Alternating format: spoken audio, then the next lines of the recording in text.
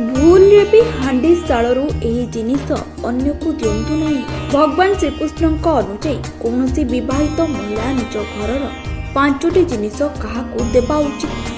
କହିବାକୁ ଗଲେ ଦାନ ଧର୍ମ କରିବା ଦ୍ୱାରା ବ୍ୟକ୍ତିଙ୍କୁ ଜୀବନରେ ଅନେକ କିଛି ପ୍ରାପ୍ତ ହୋଇଥାଏ।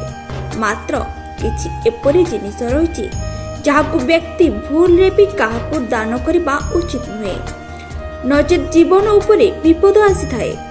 ତେଣୁ ଭୁଲରେ ବି ଏହି ଜିନିଷ ଅନ୍ୟକୁ ଦାନ ଦିଅନ୍ତୁ ନାହିଁ। ତେବେ ସେହି ଜିନିଷ ଗୁଡ଼ିକ କ'ଣ?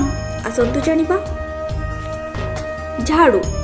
ଝାଡ଼ୁରେ ମାତା ଲକ୍ଷ୍ମୀଙ୍କ ବାସ ହୋଇଥାଏ। ତେଣୁ ଭୁଲରେ ବି ନିଜ ଘରର ଝାଡ଼ୁ ଅନ୍ୟ କାହାକୁ ଦିଅନ୍ତୁ ନାହିଁ। ଏହାକୁ ସବୁବେଳେ ବାହାର ଲୋକଙ୍କ ନଜରରୁ ଦୂରେଇ ରଖିବା ଉଚିତ। ସନ୍ଧ୍ୟା ସମୟରେ ଝାଡ଼ୁର ପ୍ରୟୋଗ ବର୍ଜିତ ଅଟେ। ଆଭୂଷଣ।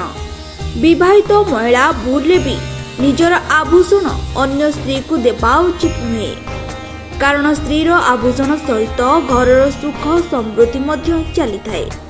ଏହାଦ୍ୱାରା ଘରକୁ ନକାରାତ୍ମକ ମଧ୍ୟ ଆସିଥାଏ। ଚକି ବେଲୁଣି। ରୋଷେଇ ଘରର ଚକି ବେଲୁଣି କିମ୍ବା ତାୱା ମଧ୍ୟ ଅନ୍ୟ ବ୍ୟକ୍ତିକୁ ଧାର ଦେବା ଉଚିତ ନୁହେଁ, ନଚେତ୍ ଘରେ କଳହ କ୍ଲେଶ ଦେଖା ଦେଇପାରେ। କ୍ଷୀର, ଦହି, ଚାଉଳ, ଲୁଣ ଏବଂ ଅଟା। କୌଣସି ବିବାହିତ ମହିଳା ଅନ୍ୟକୁ ରୋଷେଇ ଘରର କ୍ଷୀର, ଦହି, ଚାଉଳ, ଲୁଣ ଏବଂ ଅଟା ଅନ୍ୟକୁ ଦେବା ଉଚିତ ନୁହେଁ। ସନ୍ଧ୍ୟା ସମୟରେ ଏହି ଧଳା ରଙ୍ଗର ଜିନିଷ ଦେବା ଦ୍ୱାରା ଘରକୁ ନକାରାତ୍ମକତା ଆସିଥାଏ। ସେହିଭଳି ହଳଦୀ। କୌଣସି ବିବାହିତ ମହିଳା ରୋଷେଇ ଘରୁ ହଳଦୀ ଅନ୍ୟ କାହାକୁ ଦେବା ଉଚିତ ନୁହେଁ ଏବଂ ଏହି ଜିନିଷ ରୋଷେଇ ଘରେ କେବେ ଶେଷ ହେବା ମଧ୍ୟ ଉଚିତ ନୁହେଁ।